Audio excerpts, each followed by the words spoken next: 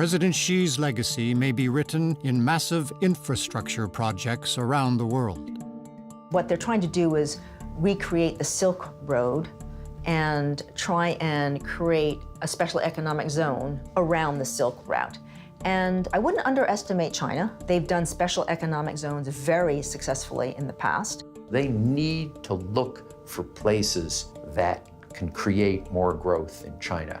When you have a lot of steel and cement and construction equipment, when you can build not far and use that equipment, it's good for China. It's a massive project built on, in some ways, replicating that trade bloc of the European Union, replicating it in a different way in Central Asia. Estimated to cost over $1 trillion, the One Belt, One Road Initiative, or OBOR, will connect China to 60 Asian and European countries through the construction of road and rail links through 6 different corridors. They will loosely trace ancient trading routes.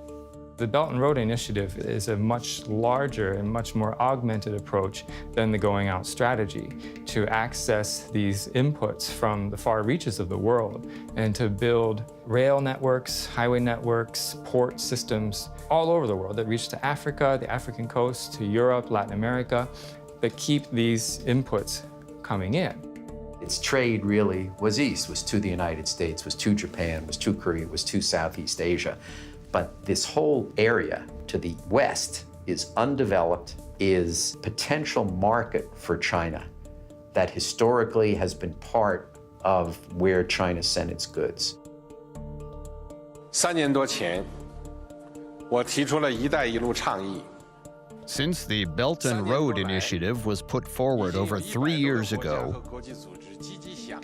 over 100 countries and international organizations have given warm responses and support to the initiative.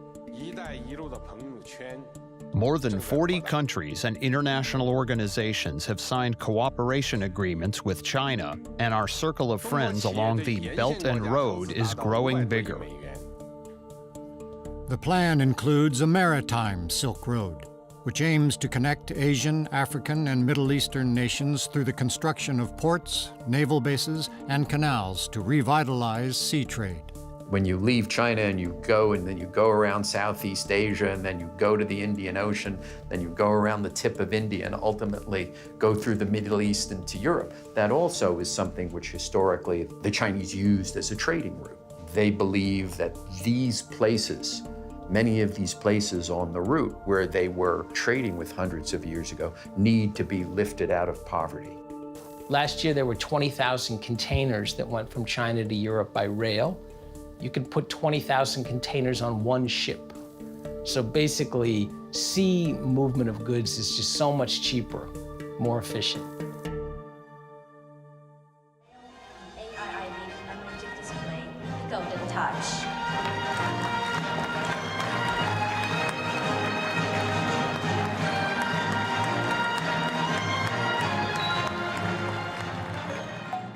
To help finance OBOR, China launched the Asian Infrastructure Investment Bank, the AIIB, to attract more investors.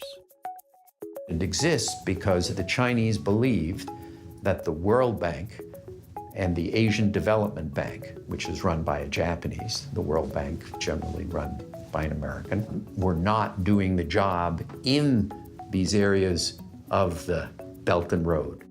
In a lot of ways, AIIB is going back to the original mandate of the World Bank, emphasizing financing infrastructure to support the growth of developing countries.